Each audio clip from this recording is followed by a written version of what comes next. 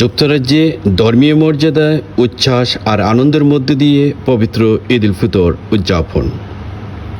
প্রবাসে এক মাস সিয়াম সাধনার পর যথাযোগ্য মর্যাদায় যুক্তরাজ্যের বিভিন্ন শহরের মুসলমানেরা ঈদ উদযাপন করেছেন। যুক্তরাজ্যের বিভিন্ন শহরে পবিত্র ঈদ উল ফিতরের দিনে মুসলমানেরা নিজ নিজ শহরের মসজিদে এবং বিভিন্ন পার্কের খোলা জায়গায় নামাজ আদায় করেছেন।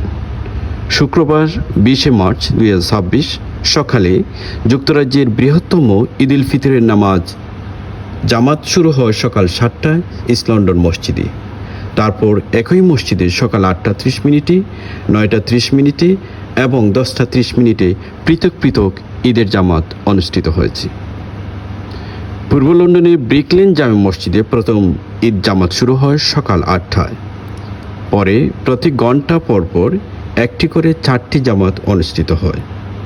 এভাবেই যুক্তরাজ্যের লন্ডন সহ অন্যান্য শহরের মসজিদগুলিতে এক পা একাধিক ঈদের জামাত অনুষ্ঠিত হয়েছে। অনেকগুলো শহরে পার্কের খোলা মাঠে ঈদ উল ফিতরের জামাত অনুষ্ঠিত হওয়ার খবর পাওয়া গেছে।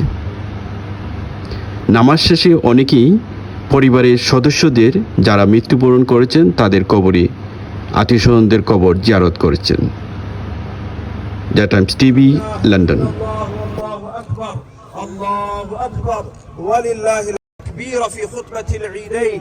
الله أكبر الله أكبر لا إله إلا الله والله. ثم الحمد لله الذي هدانا للإسلام وبلغنا رمضان ووفقنا للصيام والقيام. أحمده سبحانه حمد الشاكرين وأستغفره استغفار المذنبين.